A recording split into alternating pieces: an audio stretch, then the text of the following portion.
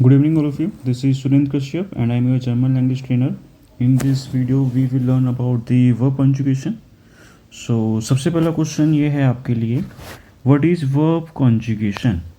देखिए, कॉन्जुगेशन का मीनिंग होता है जर्मन में, सॉरी इंग्लिश में इसका मीनिंग होता है टू चेंज, ये इसका मीनिंग है। सो वर्ब कॉन्जुगेशन का मीनिंग होगा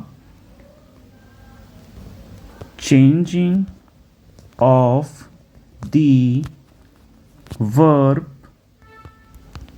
ending. Changing of the verb ending is known as verb conjugation. Okay हम इसमें करते क्या है, भी सिंपली जो वर्ब होती है उसकी एंडिंग को चेंज करना है सिर्फ। देखिए, ये वाला जो टॉपिक है हम लोग हिंदी के साथ इसको रिलेट करेंगे, समझते हैं इसको। फॉर एग्जांपल, आपके पास एक सेंटेंस है, राम जाता है। दूसरा सेंटेंस है, सीता जाती है। तीसरा है आपके पास, दोनों जाते हैं। देखिए, इन तीनों सेंटेंसेस में वर्ब कौन सी है भी, जाने वाला काम आपका हो रहा है यहाँ पे, तो ये आपकी वर्ब है। लेकिन इन सभी वर्ब की एंडिंग में एक छोटा सा चेंज है। फॉर एग्जांपल, ये थोड़ा सा अलग है, जैसे जाता, जाती, जाते। ओके, ये चेंज किस वजह से होता है, क्योंकि भाई यहाँ पे सब्जेक्ट भी आपका अलग है। जैसे राम आपका मैस्कुलिन है, सीता आपकी फेमिनिन है, दोनों आपका प्लूरल वर्ड है। हिंदी में क्या होता है भी, जैसा सब्जेक्ट होता है उसी के अकॉर्डिंग वर्ब की एंडिंग चेंज हो जाती है। राम जाता, सीता जाती, दोनों जाते। ये सेम टू सेम प्रोसेस भाई आपका जर्मन में भी फॉलो होता है, और इसी टॉपिक का नाम है आपका वर्ब कॉन्जुगेशन। तो आज भाई ये चीज़ हम लोग देखने वाले हैं। ओके, देखिए, हिंदी में हमने एक चीज़ ये सीखी है कि भाई जो वर्ब की एंडिंग है, यानी कि ये वाली जो चीज़ है, ये वाली जो चीज़ है यहाँ पे, ये किसके अकॉर्डिंग चेंज होती है। हर एक सेंटेंस में सब्जेक्ट के अकॉर्डिंग चेंज होती है। राम यहाँ पे सब्जेक्ट है आपका, सीता यहाँ पे सब्जेक्ट है। तो हमको जर्मन में वर्ब कॉन्जुगेशन करने से पहले सब्जेक्ट की जरूरत पड़ेगी।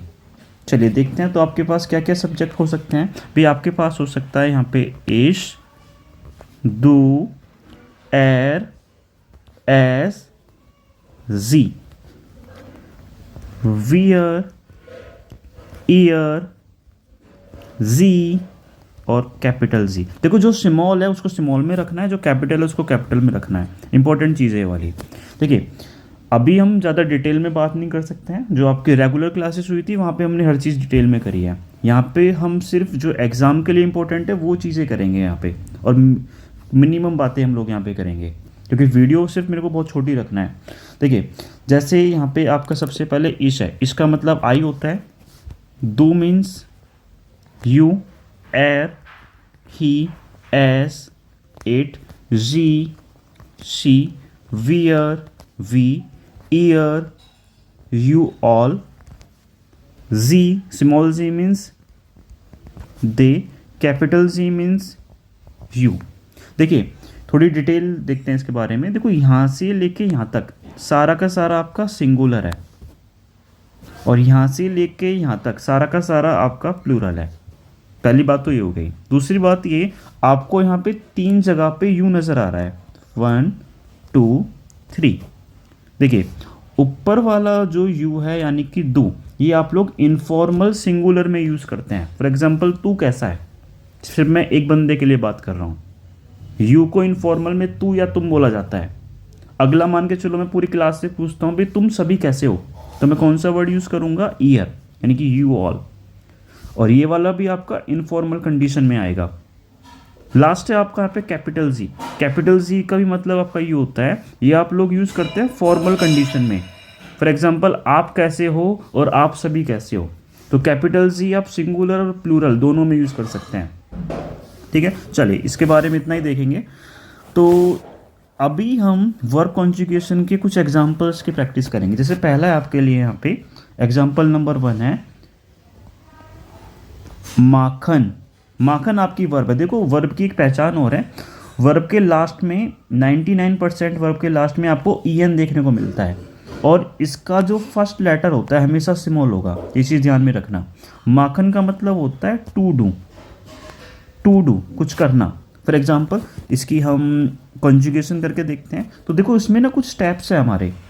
स्टेप 1 ये होगा, सबसे पहले आपको क्या करना है, अप्लाई सब्जेक्ट। अभी सब्जेक्ट के बारे में आपने सीखा है ना, ये आपके कुछ सब्जेक्ट्स हैं यहाँ पे, इस टू एरेजी वियर ईयर जी। देखो आपको ये लाइन ना मेरे साथ रिपीट करनी है, कम से कम 6 बार रिपीट करना है। इस दू एरेजी वियर ईयर जी। ओके, 6 बार रिपीट करना है आपको। सबसे पहले आपको सब्जेक्ट अप्लाई करना है। स्टेप 2 क्या है, आपको रिमूव ईएन, जो पुरानी वाली वर्ब है ना, अब ये जो एंडिंग यहाँ पे ईएन है आपकी, ये किसी काम की नहीं है, तो ईएन को हटा दो। थर्ड काम है भाई आपका अप्लाई न्यू एंडिंग, जो कि हमारा टॉपिक भी है। वर्ब कॉन्जुगेशन में हम ये चीज़ करने वाले हैं कि न्यू एंडिंग को अप्लाई करना है। तो देखिए सबसे पहले हम क्या करेंगे भाई, यहाँ पे सब्जेक्ट अप्लाई करना है। सब्जेक्ट क्या है आपके पास,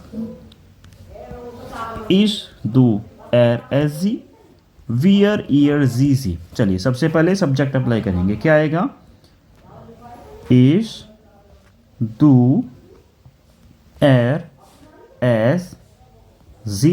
देखो सारे के सारा स्मॉल में लिख रहा हूँ मैं, एग्जाम में भी स्मॉल में लिखना है, जो कैपिटल है सिर्फ उसको कैपिटल में लिखना। वियर ईयर जी। चलिए स्टेप 1 हो गया हमारा, यानी कि सबसे पहले हमने सब्जेक्ट अप्लाई कर लिया। स्टेप 2 है, जो ईएन है उसको रिमूव कर दो, यानी कि ये जो ईएन है अब ये किसी काम का नहीं है, हटा दो इसे। क्या बचा हमारे पास यहाँ पे, mark mark mark mark mark mark, ये स्टेप भी हो गया। लास्ट स्टेप है, हमको न्यू वाली एंडिंग अप्लाई करनी है। एंडिंग यहाँ पे E S T T E N T E N. तो यहाँ पे जो मैं हाईलाइट कर देता हूँ, ये जो E S T T E N T E N, देखिए कुछ बच्चों को क्या होता है, भी प्रॉब्लम आती है, वो क्या करते हैं कि भी जो एस टी है वो इसके साथ लिख देते हैं, ई एन को कभी इसके साथ लिख देते हैं, जो कॉमन सी प्रॉब्लम है भी किसी के साथ भी आ सकती है। इसके लिए मैंने एक छोटी सी ना भी ट्रिक बनाई है, कभी भी गलत नहीं होगा। सबसे पहले तो आपको ये लर्न होना चाहिए, इस दू एर एस जी वियर ईयर जी। और क्या करना है, एक ट्रिक छोटी सी ये है, आपको लिखना है ई एस टी 10 10, ई एस टी 10 10, ई एस टी 10 10। कम से कम 4 बार आपको ये वाली लाइन लिखनी है भाई, यहाँ पे ई एस टी 10 10, ई एस टी 10 10, 4 बार प्रैक्टिस करनी है कम से कम। ओके, समझ के भी। एक लास्ट मैं एक एग्जांपल और आपको कराऊंगा, फिर हम आगे बढ़ेंगे। देखिए अगला एग्जांपल मैं ले लेता हूँ। फॉर एग्जांपल जैसे मैं ले लेता हूँ, कॉमन ले लेते हैं, सिंपल सा एग्जांपल है, कई बार कराया आपको मैंने ये कॉमन। तो देखिए स्टेप्स को फॉलो करना है। सबसे पहले न्यू सब्जेक्ट सब्जेक्ट को अप्लाई करना है, फिर ईएन को हटा देना है, फिर न्यू एंडिंग अप्लाई करनी है। तो चलिए आप चाहे तो वीडियो को पॉज करके खुद से ट्राई कर सकते हैं। देखिए यहाँ पे क्या आएगा, सब्जेक्ट यानी कि इज दू एर एस जी वियर ईयर जी। यहाँ पे क्या करेंगे, ईएन को हटा देंगे। ईएन को हटाने के बाद क्या बचेगा आपके पास, कॉम कॉम कॉम कॉम कॉम कॉम। अब ट्रिक देख के बताइए क्या लिखाया था मैंने आपको, E S T 10 10। Okay, E S T 10 10। देखिए बहुत ही सिंपल सा प्रोसेस है। क्वेश्चन नंबर 2 आया था आपके एग्जाम में, ये खासतौर से सत्युग दर्शन में जो बच्चे हैं उनके लिए मैंने दिया था ये हर एक क्वेश्चन। देखो ये पूरा का पूरा एक क्वेश्चन है, ये 5 मार्क्स का आया था, तो ये 5 मार्क आपको स्कोर करना बहुत ईजी है भाई, ठीक है। तो आप इसकी अच्छे से प्रैक्टिस कर लेना, और आपको प्रैक्टिस करने के लिए मैं कुछ अलग से यहाँ पे एग्जाम्पल दे देता हूँ, ठीक है। आपको यही करना है भी एग्जाम में, ओके। तो देखिए कुछ एग्जांपल मैं आपके लिए लिख देता हूँ, जैसे आपको देखने को मिल सकता है वहाँ पे कॉमन हो गया, आपको देखने को मिल सकता है गहन। गहन का मतलब होता है टू गो, जैसे कॉमन का मतलब होता है टू कम, आने को बोलते हैं। गहन मीन्स टू गो, लिख लेना अभी साथ में। वॉनन, ये वर्ड आपने कई बार देखा है, वॉनन मीन्स टू लिव। बेजुखन, बेजुखन मीन्स टू विजिट, किसी से मिलने जाना। ओके, अगला आप देख सकते हैं जैसे माखन भी हो गया, और गहन भी मैंने बता दिया आपको। और क्या ले सकते हैं, जैसे स्ट्राइबन, कॉमन वर्ड है। स्ट्राइबन मीन्स टू राइट। देखो आपको इन हर एक वर्ब की प्रैक्टिस करनी है। Same to same E N को हटा दो पहले, फिर आपको न्यू सब्जेक्ट अप्लाई करना है और न्यू वाली एंडिंग अप्लाई करनी है। श्राइबन का मतलब टू राइट। फ्लीगन मीन्स टू फ्लाई। ओके, और हो सकता है जैसे आपके लिए ब्रिंगन, ब्रिंगन मीन्स टू ब्रिंग। डैंकन, डैंकन मीन्स टू थिंक। ओके, तो ये भी कुछ एग्जांपल्स मैंने आपको दिए हैं, 1 2 3 4 5 6 7। ये आप खुद से अभी ट्राई करेंगे। ओके, और जब हमने इसकी भी रेगुलर क्लास आपको दी थी, तो मैंने आपको वहाँ पे इनसे सेंटेंसेस बनाने भी सिखाए थे, लेकिन वो मैं आपको नहीं बताऊँगा यहाँ पे, क्योंकि वो चीज़ आपके एग्ज़ाम में नहीं आएगी। एग्ज़ाम में सिर्फ इतना आएगा। ओके, क्या कराया आज की क्लास में हमने? सबसे पहले हमने हिंदी के साथ इस चीज़ को रिलेट करा, और हमने वर्ब कॉन्जुगेशन का मीनिंग जाना। वर्ब कॉन्जुगेशन क्या होता है? Changing of the verb ending. और फिर भाई वर्ब की एंडिंग किसके अकॉर्डिंग चेंज होती है? सब्जेक्ट के अकॉर्डिंग। तो भाई आपके पास जर्मन में ये वाले कुछ सब्जेक्ट होते हैं। आप इसको पर्सनल प्रोनाउन भी बोल सकते हैं। भाई पर्सनल प्रोनाउन में आपने पढ़ा हुआ है ये,